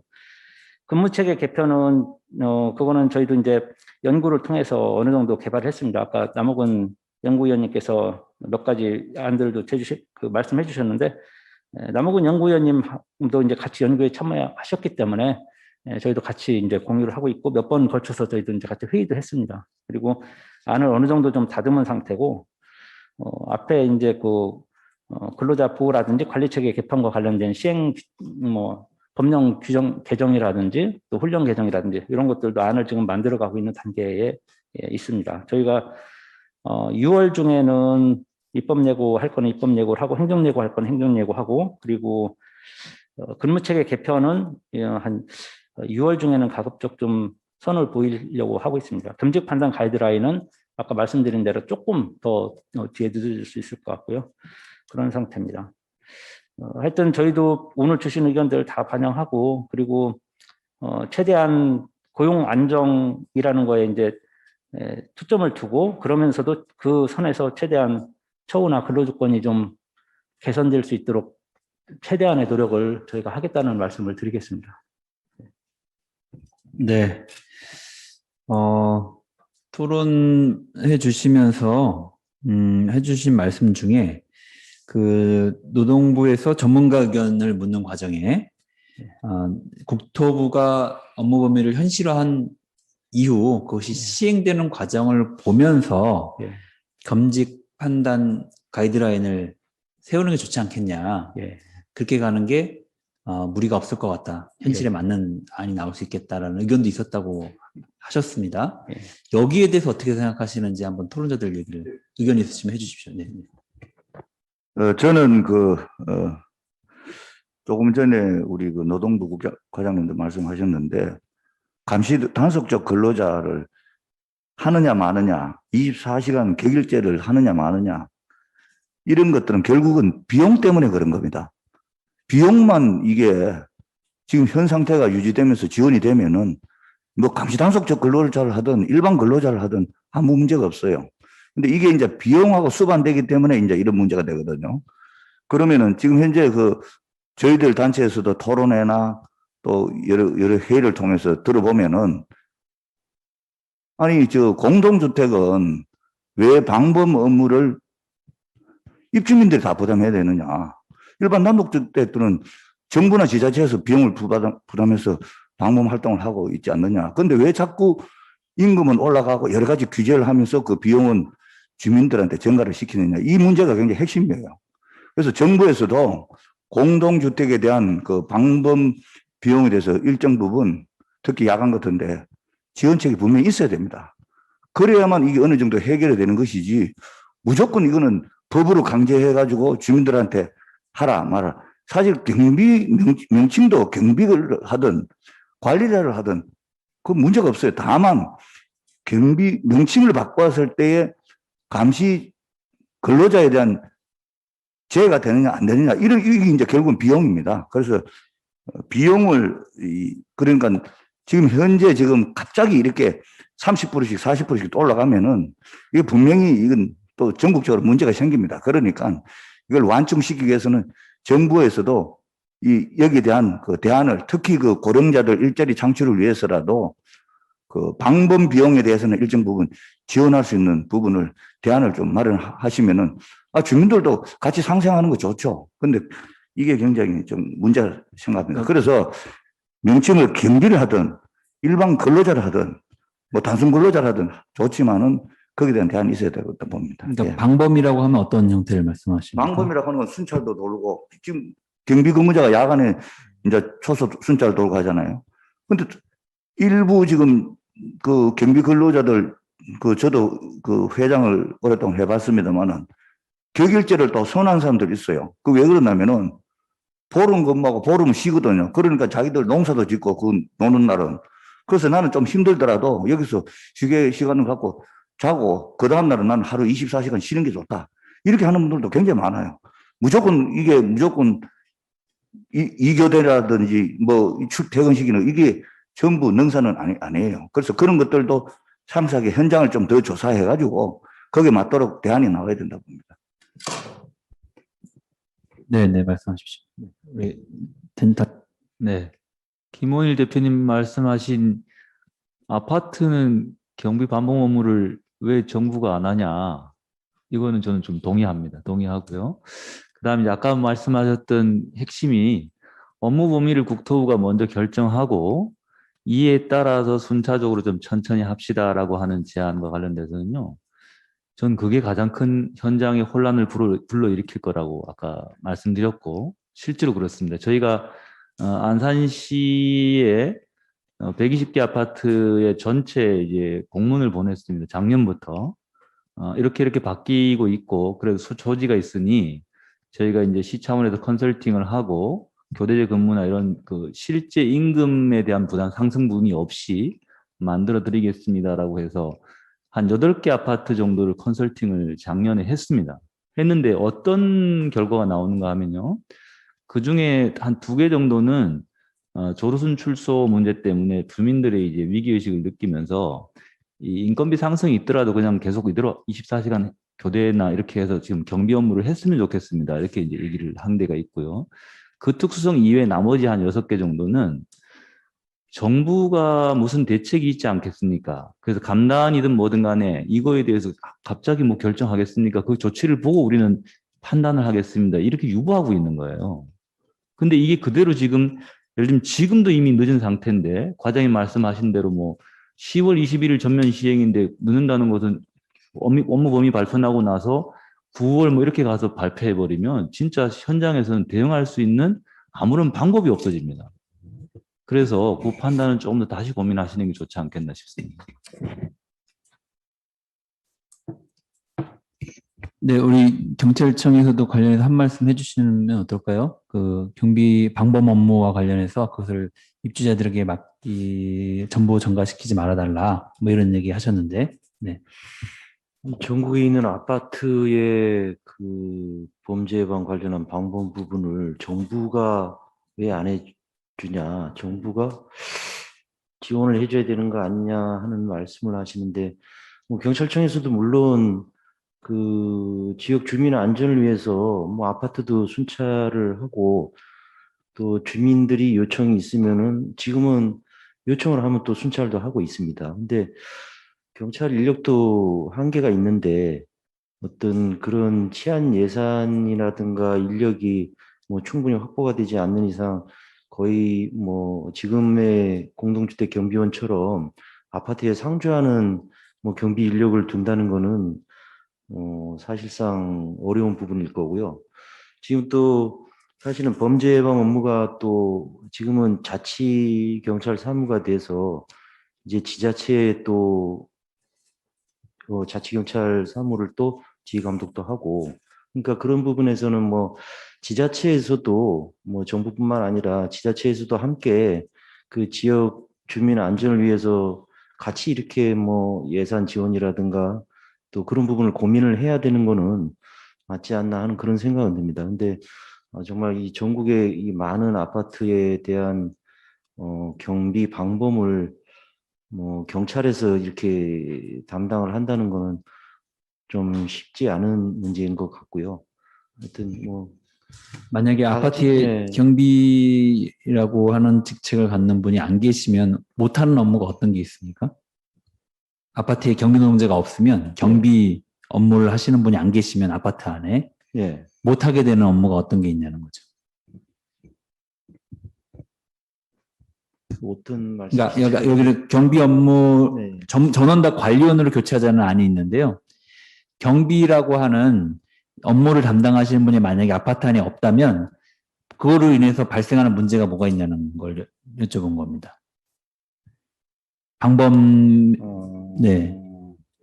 실질적으로는 지금 그건 그렇게 크지 지금, 않다고 봐야 되겠네요. 예, 그러니까 예를 들어 아파트에서 뭐 도난 사건이 발생했다 그러면 뭐 지금 경비원한테도 경비 근로자한테도 그거를 뭐 100% 책임을 물을 수 있는지는 모르겠습니다. 만약에 그게 도난이라는 게 저희도 발생을 하면 경찰관들이 순찰을 돌지만 100% 그거를 범죄를 예방하고 또 완벽하게 검거한다는 거는 거의 즉시 그렇게 한다는 거는 거의 불가능하고요.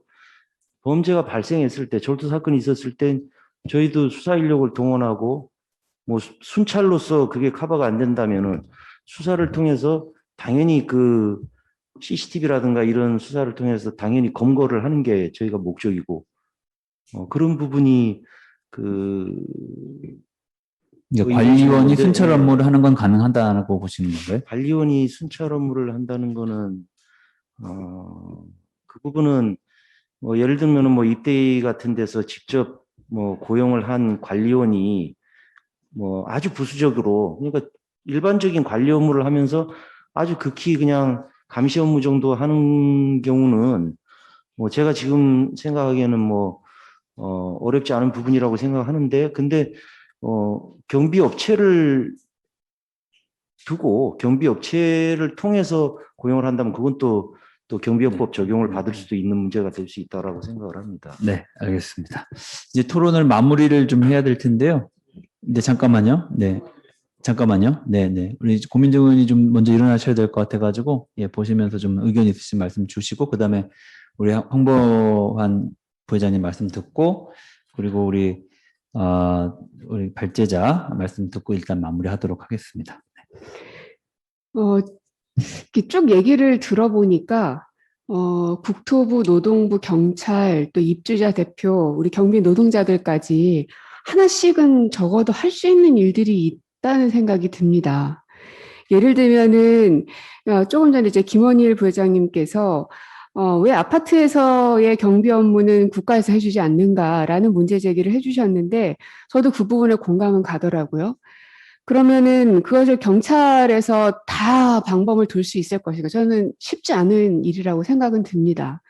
다만 골목길들을 보면 일반 주택이라든지 혹은 이제 그 빌라 같은 이런 다세대 주택이 많은 골목길에는 CCTV가 다 설치가 되지만 그것을 그 단독주택의 주인들이 CCTV를 설치하지는 않죠.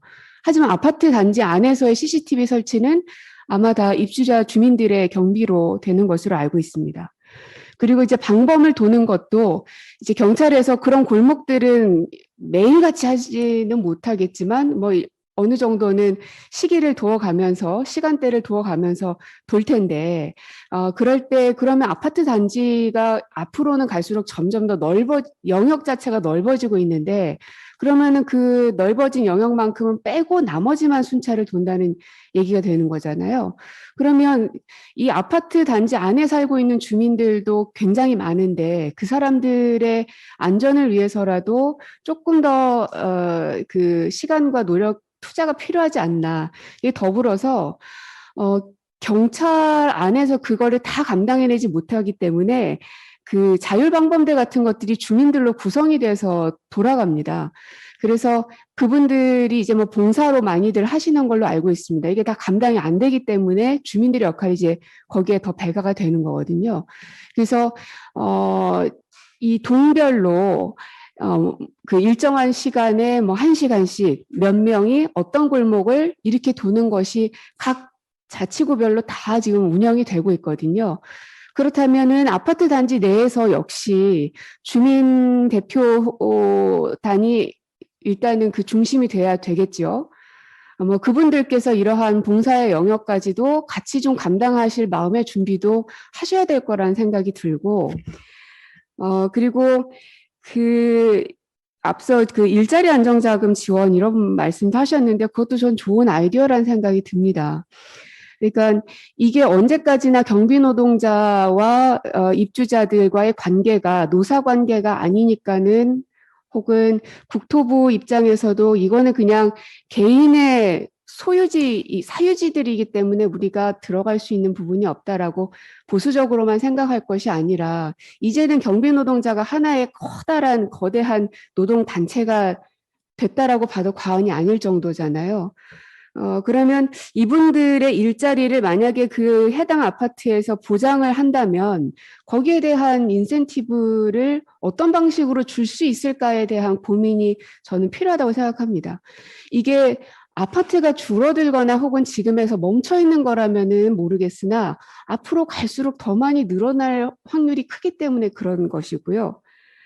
그리고 아파트가 노후된 곳일수록 모든 경비는, 그러니까 경비원의 그 경비 말고, 그 난방비부터 시작해서 모든 그 비용이 더 많이 듭니다. 보통의 다른 소비재들은 오래되면 오래될수록 드는 돈은 별로 없습니다. 그렇기 때문에 오래된 것이어도 감수를 하고 그냥 쓰죠. 그 비용을 좀 적게 하려고. 그러나 이제 아파트 같은 경우는 특수하게도 오래되면 될수록 들어가는 비용은 더 많이 드는 현실이거든요. 그렇다고 해서 정부에서 모든 오래된 아파트를 일정 연한이 지나면 다 재건축을 풀어주느냐? 그렇지도 않습니다. 그러니까 주민들 입장에서는 앞으로 여기를 10년을 갈지 20년을 갈지 약간 장담할 수가 없고 나의 선택에 따라서 이 아파트를 당장에 새 걸로 바꿀 수 없는 상황이라면 이 노후화된 주택에 대해서는 어떻게 국토부 차원에서 보전을 해줄 수 있을 것인가. 이게 비단 그냥 경비원들의 노동 업무만 생각할 것이 아니라 수많은 입주자들이 살고 있는 입주자들에게 노후화된 아파트에 사는 대신 이것을 빠르게 재건축을 하지 못하는 대신 그렇다면 어느 만큼의 인센티브를 줄 수 있을 것인지에 대한 설계도 좀 필요하다는 생각이 들고 또 경비 노동자분들께서도 입주자들 얘기를 들어보면 대체로는 아버지 뻘이기 때문에 같이 하기를 원하긴 하십니다. 그런데 근데 이제 일부 이 조금 상식적이지 않은 분들의 그런 행위들로 자꾸만 이제 안 좋은 사안들이 벌어지고 있는 건데 그분들의 일자리 환경이 개선되고 있는 선도 사례를 보이는 아파트들도 있더라고요. 얼마 전에 송파에 있는 한 아파트를 다녀왔었는데 거기에서는 입주자 회의에서 본인들이 객출을 하든 혹은 가지고 있는 그 장기수선 충당금을 가지고 그분들의 그 환경 개선 사업에 돈을 쓰시더라고요. 예. 그러니까 그러한 노력들이 입주자회에서도 사실은 필요한데 그런 것 없이 계속 경비원들의 이 월급만 가지고 일자리 그 시간만 가지고 논의를 하면 이게 끝이 없이 계속 쳇바퀴가 돌아서 입주자에서는 이 경비 노동자들의 결국은 근로 환경을 개선해 줘야 되는 건데 어떤 방식으로 해줄 수 있을 것인지 서로가 안 내놓으려고 하는 모습으로 보여질 것이 아니라 입주자는 무엇을 내주고 그렇다면 경비 노동자들은 서비스 질의 개선을 어떻게 담보해 줄 수 있을 것인가. 그냥 주먹구구식으로만 할 수 있는 상황으로는 지금은 아니기 때문에 경비 노동자들도 서비스 질 개선을 스스로가 어떻게 만들 것인지도 고민하시고 입주자회에서도 실질적 그 환경 개선을 본인들이 갖고 있는 그 자산으로 무엇을 해줄 것인지에 대해서 내놓을 수 있어야 된다는 생각이 좀 듭니다. 네, 제가 지금 또 다른 일정이 있어서 먼저 자리를 뜨게 돼서 죄송하지만 여기 주신 이 자료는 꼼꼼히 저도 좀 읽어보겠고요. 향후에는 또 천준호 의원님하고 같이 이제 법적 개선 필요한 부분들은 같이 논의해서 좀 하도록 하겠습니다. 네, 고맙습니다. 네. 우리 고민정 의원이 사실은 그 의원들이 이렇게 토론에 끝까지 앉아 있는 경우는 별로 없거든요. 토론 주최하신 분이 아니면. 근데 그만큼 이 현안에 대해서 누구봐도 관심도 많이 가지시고 실제 지역에서도 이런 문제 관심 갖고 여러 활동도 하고 계신 것 같습니다. 그래서 함께 자리해서 너무 고맙고요. 우리가 든든한 그 지원군을 얻었다 이런 생각으로 같이 생각해 주시면 좋을 것 같습니다. 네, 고맙습니다. 네. 그리고 우리 고민정 의원께서 말씀해 주신 부분 때문에 사실 저희가 이 자리에 모인 게 아닌가 이런 생각도 드는데요. 서로가 이 입장이 다르지만 도움이 될 부분들이 분명히 있고 서로 이제 줄 것들이 있으면 나눌 것이 있기 때문에 사실은 이렇게 함께 모여서 서로 대안을 찾고 있는 게 아닌가 생각을 좀 해보게 됩니다. 우리 계속해서 우리 이제 마무리 좀 지어야 될 텐데 우리 황보안 우리 부회장님 말씀 간단하게 듣고 간단하게 또 꼭 한 말씀 더 하셔야 될 분이 있으시면 말씀을 좀 추가하면 좋을 것 같아요. 우리 김경원 과장님 저기 처음에 너무 간략하게 하셔가지고 더 한 말씀 못 하실 얘기 있으시죠? 네, 없으세요? 네. 그러면 우리 황보안 우리 부회장님 말씀 듣고, 예, 우리 저기 말씀 듣고 마치도록 하겠습니다. 네.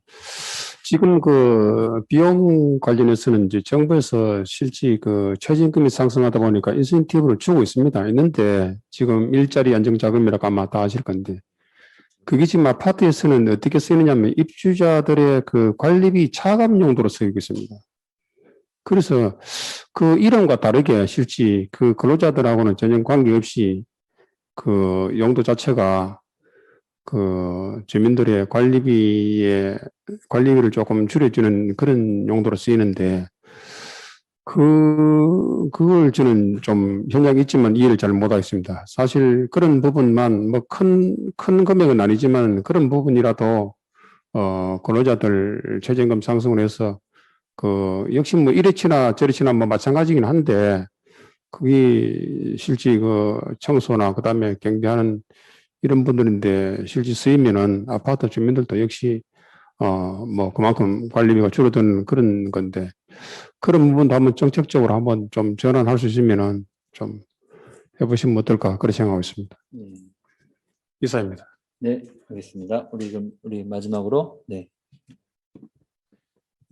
예, 사실 이제 쭉 뭐 정부 부처에 계신 분들이든 아니면 이해 당사자 단체에서 말씀을 해주셨든 대체로는 뭐 고용 안정 처우 개선 여기에 큰 방향에 다 이제 동의하는 쪽으로 말씀을 해주셨는데 근데 이제 미묘하게 좀 차이가 나는 부분들이 좀 있긴 합니다. 그래서 그거는 뭐 추후 더 이렇게 논의 자리가 좀 있었으면 좋겠고요. 저는 국토교통부가 업무 범위를 설정하는 문제나 고용노동부가 감시적 근로 승인 기준을 고민하는 문제나 사실 이게 기본적인 방향에 대해서는 동의하지만 어쨌든 뭔가 구체적으로 결정할 때는 상당히 현장에 예민하게 작용할 수 있어서 굉장히 조심스럽게 움직일 수밖에 없다라는 거에 대해서도 충분히 좀 이해가 갑니다. 만약에 저한테 기준을 설정해봐라 라고 하더라도 참 이게 쉽지가 않을 것 같긴 합니다. 물론 이제 다양한 의견을 듣더라도 결국은 이제 결정을 해야 되는데 그 결정이 사실은 그리 쉽지 않을 것 같다는 생각이 들고요. 근데 이제 어쨌든 맡으신 역할이 그러하다 보니 어쩔 수 없이 이제 자기 과제로 가져갈 수밖에 없다고 보고요. 저는 그래서 아까 말씀드렸듯이 전체적으로 일관된 기준을 적용하거나 뭐 업무 범위 문제든 감단 문제든 마찬가지인데 만약에 이게 소송으로 가더라도 법원에서 아주 일관되게 판결이 나올 것 같지는 않습니다. 판결이 쭉 누적이 되면 이제 기본 방향이나 이렇게 잡히긴 하겠지만은 그래서 저는 이제 그 전에 이게 당장 이 명쾌한 분쟁의 소지가 있기 때문에 정책적 입장을 이렇게 정해야 된다가 아니라 분쟁의 가능성이 어느 정도 있다라면은 정책적 접근의 그 포션을 좀 크게 좀 잡고서 정책을 추진하는 게 필요하지 않겠냐라는 얘기입니다. 그런 측면에서 지금은 사실은 이 교대제 개편을 좀 어떻게 먼저 선제적으로 좀 하는 게 굉장히 중요하다고 보는데, 사실 기준을 어떻게 세울까에 대한 고민을 많이 하는데 그 전에라도 다분히 이 이해관계자들이 다 동의하고 있는 이런 교대제 개편 사업에 대해서는 사실은 아직까지 아무도, 그러니까 이런 아까 안산에서는 자체적으로 그냥 안산센터가 진행한 거지, 서울시나 경기도도 사실은 계속 이런저런 얘기를 하고 있는데 아직은 본격적으로 나서지 못하고 있고, 이 고용노동부도 이제 계획으로는 갖고 계신데 계속 이제 늦춰지고 있고, 원래는 이제 1, 4분기에 가이드라인 내고 2, 4분기부터 이제 컨설팅 들어가고 이렇게 됐는데 지금은 그 계획들이 어떻게 되고 혹은 예산이나 이런 것들이 어떻게 되는지 사실 전혀 좀 잘 확인이 안 되고 있어서, 저는 예민한 문제는 예민한 대로 접근을 해야 되지만 그렇지 않고 다수가 동의되고 좀 착수하더라도 빠르게 하기가 어려운 부분들은 좀 미리미리 좀 접근하는 게 필요하지 않겠냐라는 생각을 좀 해봅니다. 예, 이상입니다. 네, 오늘 장시간 토론을 좀 진행했습니다. 오늘은 여러 쟁점에 대한 결론을 뭐 낸다기보다는 어떤 쟁점이 있는지를 공론화하고 그 쟁점에 대해서 각 영역별로는 어떤 판단을 갖고 계신지를 사실 다 드러내보는 게 오늘 토론의 시작이라고 생각했습니다. 어떤 생각이 있는지를 이해해야만 그 다음에 비슷한 게 어떤 게 있고 다른 건 어떤 게 있고 새롭게 이해해야 될 것은 어떤 게 있는지가 분명해진다고 봤습니다. 짧은 시간이었지만 그래도 핵심적인 이야기들은 다 거론이 된 것으로 이제 보여집니다. 시간은 우리 한테 뭔가 좀 적극적인 대응과 결정 또는 계획의 마련을 이야기하고 있지 않나 이렇게 생각을 좀 해봅니다. 계속 뒤로 미칠 수는 없는 상황으로 좀 보이고 논의를 저희가 좀 속도감 있게 앞으로 진행해야 된다고 봅니다. 그래서 좀 업무 범위를 일단 명확하게 결정하는 거로부터 순서는 시작돼야 될 것 같고요. 그리고 두 번째로는 그 결정된 업무 범위와 관련해서 감단직 승인과 관련해 겸직 판정 기준을 이제 마련하는 것인데, 그것을 선제적으로 마련해서 현장에 미리 그것이 적용됐을 때를 대비한, 그러니까 겸직 감단직 승인으로부터 제외됐을 때를 대비한 사전 조치를 미리 준비하고 현장에 할 수 있도록 해야 된다는 의견이 한편에서 있으신 거고, 그거보다는 업무 범위가 결정돼서 현장에서 시행되는 과정을 좀 보면서 그 상황에 맞게끔 겸직 판단 기준을 마련을 좀 유보하면서 상황을 보면서 대처하자는 의견이 또 한편에서 있는 것 같습니다. 다 일리가 있는 말씀이시고 왜 그렇게 얘기하는지에 대해서 나름대로 이유도 좀 있어 보이는데요. 하여간 이 문제는 저희가 확인을 이제 했습니다. 이렇다라는 것을 대략. 어쨌든 우리의 방향은 첫 번째로는 경비 노동자의 고용 안정이고, 두 번째로는 근무 환경의 개선이고, 네, 그 다음으로는 이 환경에서 이 법률적인 논란과 불안정성을 해소하는 것이라고 이제 봅니다. 이 세 가지 방향성을 갖고 우리가 계속 머리를 맞대고 대화를 좀 이어나갈 수 있도록 해야겠다라는 정도로 오늘 토론을 일단 마무리하고자 합니다. 그래서 오늘 토론은 여기서 마무리가 되지만 비공식적으로 또 비공개 형태로 때로는 또 공개적인 방식으로 계속 이 논의를 이어나가도록 하겠습니다. 그리고 그 결과에 대해서 사회적으로 같이 공유하고 함께 우리 국민들도 이해하시는 과정이 있어야만 이것이 현실 생활에 적용될 때 불편함이 최소화될 수 있고 또 좋은 방향으로 갈 수 있다고 이렇게 생각합니다. 오늘 토론에 함께 참여해 주신 모든 분께 진심으로 감사드리고요. 또 온라인 천준호 TV를 통해서 시청하고 계신 분들께도 감사의 말씀을 드립니다. 또 언론 지면을 통해서 또 많은 분들이 이 토론의 결과를 함께 지켜보시게 될 텐데요. 여러 가지 의견 주시면 저희가 다 수렴하고 고민해서 함께 나누도록 하겠습니다. 일단 토론 진행은 여기서 모두 마치도록 하겠습니다. 고맙습니다. 네. 네.